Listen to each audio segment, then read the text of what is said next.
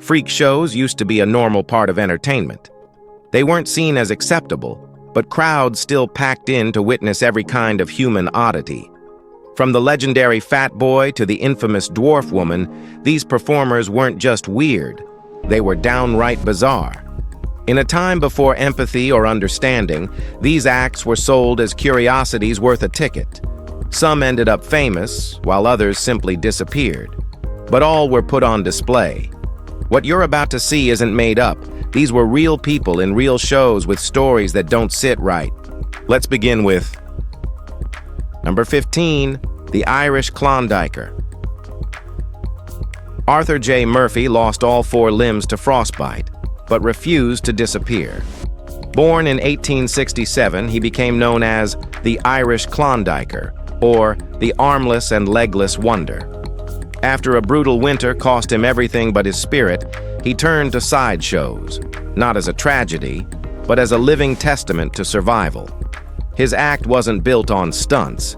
It was about the raw reality of movement, communication, and independence without arms or legs. In an era where disabilities were hidden away, Murphy demanded attention. Banners called him a wonder, but the true marvel was his refusal to fade out.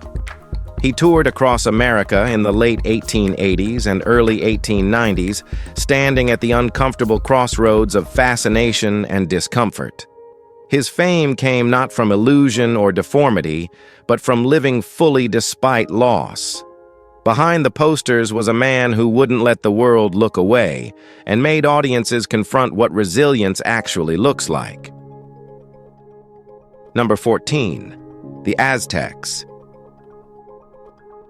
In 1914, 2 girls, Aurora and Natalie, stood on display at a children's event in Fort Wayne, introduced as the Aztecs. In truth, they weren't Aztec, and their elaborate tribal costumes were part of a fabricated backstory. What they had was microcephaly, a condition that made their heads unusually small and their development limited. But sideshows didn't want truth. They wanted myth. So these girls were cast as lost relics of a vanished empire, a fantasy sold to curious families for the price of a ticket. They wore feathers and beads, posed under signs promising ancient mystery, and became part of a long tradition of turning genetic conditions into sideshow fiction. We don't know if they were sisters, friends, or simply paired for effect. We don't know where they came from, or where they went. What we do know is this: their faces still stare back from aging postcards, dressed in lies, while the truth of their lives remains mostly erased. Number 13, Caroline Crachami. Caroline Crachami was born in Palermo around 1815 and stood just 20 inches tall when she arrived in London. Known as the Sicilian Fairy, she may have been the first documented case of primordial dwarfism known to man. She was intelligent, spoke English, and fascinated audiences with her doll-like appearance. But her arrival in London wasn't by choice. She was brought by a man named Dr. Gilligan, who falsely claimed to be her father. He showcased her for profit, and when she fell ill, likely from tuberculosis, he tried to sell her body for dissection. She died shortly after, believed to be around 9 years old, though some insisted she was only 3. Her actual father arrived too late to stop what happened. Caroline's body was dissected by John Hunter, and her skeleton remained on display for years. Her short life exposed everything broken about Victorian spectacle, the way children could be bought, displayed, and dissected for curiosity's sake. Behind the lace dresses and stage names, she was just a little girl. Number 12, the Eighth Wonder. Sarah Biffen was born in 1784 without arms or legs, but it was her unique skill, not her body, that made her unforgettable. Raised in Somerset, she taught herself to write, sew, and paint with her mouth by the age of 12. She was exhibited in fairs as the Eighth Wonder, but Sarah didn't just sit still for curiosity's sake. She created art, real, miniature masterpieces, while crowds watched in disbelief. Her talent caught the eye of the Earl of Morton, who sponsored her training with a Royal Academy painter. Her work eventually reached royal hands, including King George IV and Queen Victoria. But when her patron died, the support vanished. Financial hardship followed. She married, though little changed, and resumed performing under the name Mrs. E.M. Wright. Late in life, Queen Victoria granted her a pension. Sarah lived her final years in Liverpool, still painting. She didn't escape the sideshow. She redefined it, trading pity for precision and earning her place in art history with every stroke. Okay, now let's head over to number 11, the Mexican Wonder. In the early 90s, a performer named Gondio, later rebranded as Ego the Mexican Wonder, stepped under America's circus lights. Not much is known about his private life, but his look alone kept crowds coming. Ego was promoted as a pinhead, a term often cruelly slapped on people with microcephaly. Draped in flamboyant costumes exaggerated for spectacle, he was marketed as a living curiosity, part exotic fantasy, part human anomaly. These labels weren't his. They were spun by showmen eager to sell mystery. Ego's story reflects the darker legacy of sideshow marketing, where identities were twisted into myth for profit. His birth date is unknown, and what became of him after the spotlight dimmed is lost to time. All we're left with are faded posters and a name stretched by showbiz.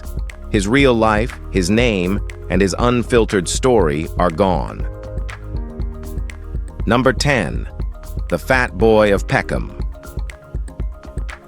John Trunley was born in London in 1898 and quickly gained fame as the Fat Boy of Peckham. By 7 months old, he weighed 28 pounds. At 4, he tipped the scale at 170 and caught the eye of Sir Frederick Trevis, the same doctor who once cared for the Elephant Man. At just 5 years old, Trunley stepped onto the stage at Yarmouth Hippodrome, his measurements more astounding than most adult men: 44 inches at the chest, 46 at the waist. But he wasn't just a sideshow figure. He told jokes, worked the room, and became a full music hall act before most kids could write their names. He toured with legends like Buffalo Bill and Fred Carno, appeared in early silent films, and even dreamed of becoming a jockey. Later in life, he married, had a child, and faced mounting health issues. Trunley died of pulmonary tuberculosis in 1944. Exploited, yes, but he gave crowds joy. That counts for something. Number 9, the Maguire twins. Billy and Benny Maguire were born in 1946, and by 16 had already gained the kind of size most people couldn't fathom. Childhood rubella damaged their pituitary glands, and no matter how carefully they ate or how hard they exercised, the weight just kept piling on. Eventually, they became the Guinness-certified world's heaviest twins, weighing 727 and 747 pounds respectively. But they didn't hide. Instead, they bought matching mini bikes, performed stunts, and stormed into the professional wrestling world with signature moves like belly flop slams and human steamrollers. They were absurd, unapologetic, and wildly entertaining. Billy died in 1979 after a motorcycle accident while riding to a Ripley's Museum appearance. Benny tried to keep the act going, even teaming up with Andre the Giant for a time. But the magic faded without his brother. He later retired, opened a pawn shop, and eventually joined a Christian ministry before passing in 2001. Their tombstone features 2 Hondas, because of course it does. Number 8, Anna Haining Bates. Anna was born in Nova Scotia in 1846, weighing just 13 pounds. But she didn't stay small, towering over her mother by 6 and passing 6 feet tall by age 10. By 17, Anna had reached nearly 8 feet and weighed close to 400 pounds. Despite her stature, she was sharp-minded, well-read, and even took to the stage as an actress. She joined P.T. Barnum's American Museum and barely escaped a fire in 1865. On tour, she met Martin Van Buren Bates, another towering performer, and the two married in London with wedding gifts from Queen Victoria. Their children were born exceptionally large, but didn't survive. After their circus days, they settled in Ohio and built a house designed for their size, with high ceilings and towering doorways. Though no diagnosis was ever given for her gigantism, Anna left a lasting mark wherever she went. She died unexpectedly in 1888, just one day before turning 42. Number 7. The Eddy Brothers. In the 1870s, William and Horatio Eddy promised a doorway to the dead. At their Vermont inn, they hosted seances where ghostly figures appeared, musical instruments played themselves, and disembodied hands seemed to reach through the dark. Crowds came in droves, including high-profile believers like Helena Blavatsky and Henry Steele Olcott. But not everyone was convinced.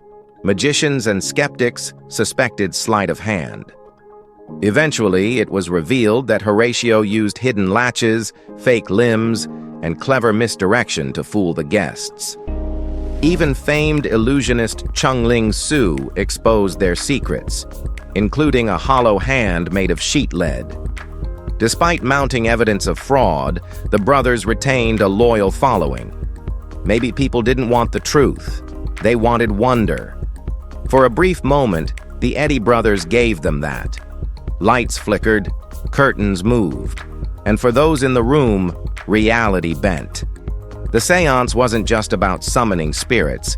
It was about how easily belief could be staged, sold, and applauded in the dark. Number 6. Rick Genest. Rick Genest, known worldwide as Zombie Boy, turned his own body into a canvas and a challenge. Born in 1985 in Quebec, he survived a brain tumor at just 14.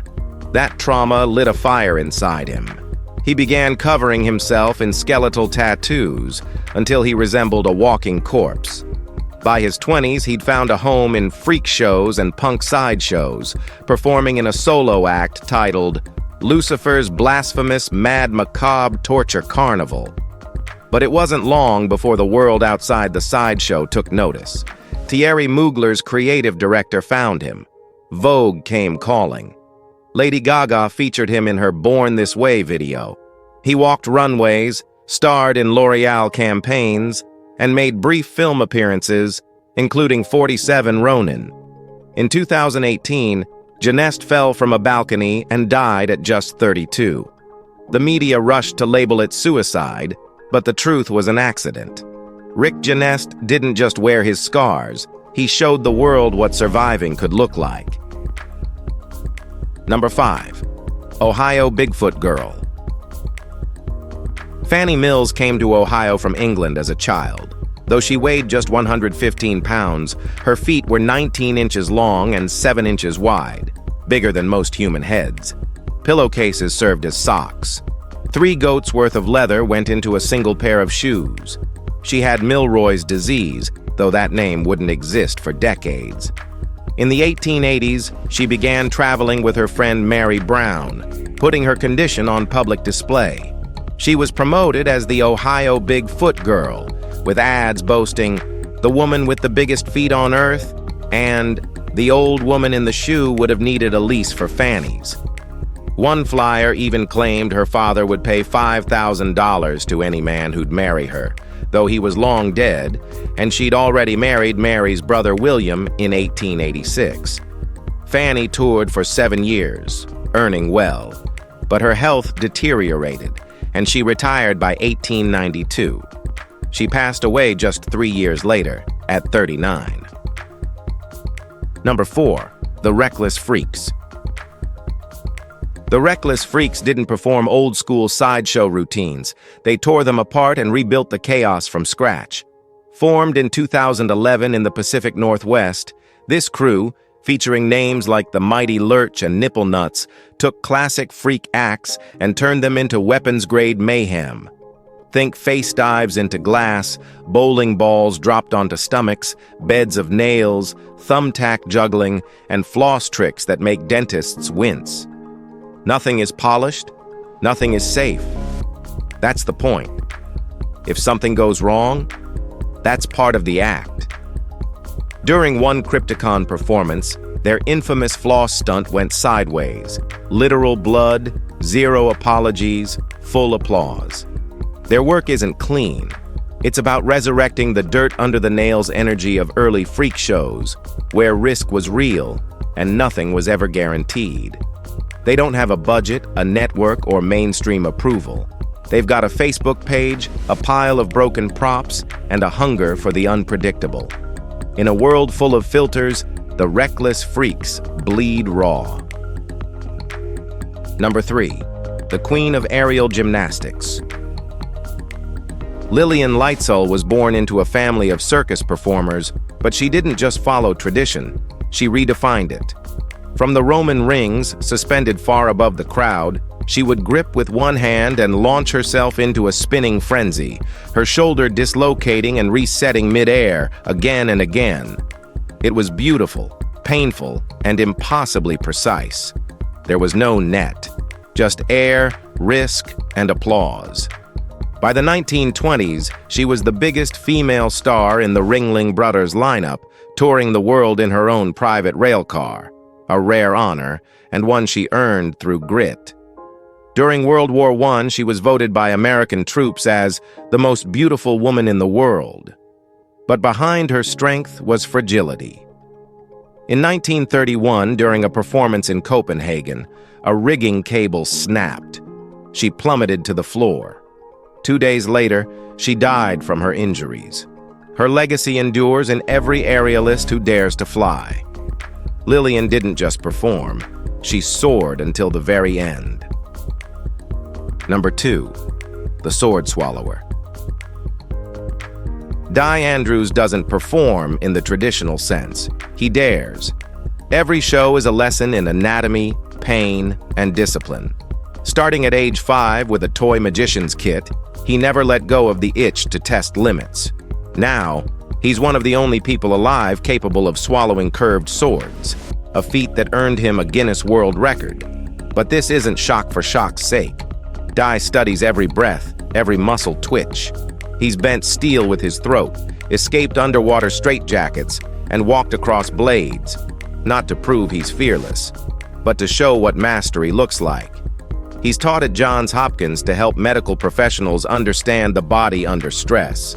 He's trained in Kung Fu monasteries in China, meditated in the Himalayas, and guided Cambodian children in self-awareness and discipline. Di doesn't just challenge the body, he reshapes how people understand it. His act isn't a dare, it's a conversation between mind, muscle, and the razor-thin line between risk and control. Number 1. The Bear Girl. Ursa, also known as She-Bear, was a standout on the Coney Island circuit. Her real name was likely Alice Bound, or possibly Alice Bounder. Her act often came with a pitch book detailing her as the daughter of Johanna Bounds, who performed under the title Mama Bear. Together they toured as Mama Bear and Bear Cub, embracing the image of wildness and feral identity. Ursa's routine belonged to a broader freak show trend, animalistic portrayals that included frog boys, turtle girls, and serpent men.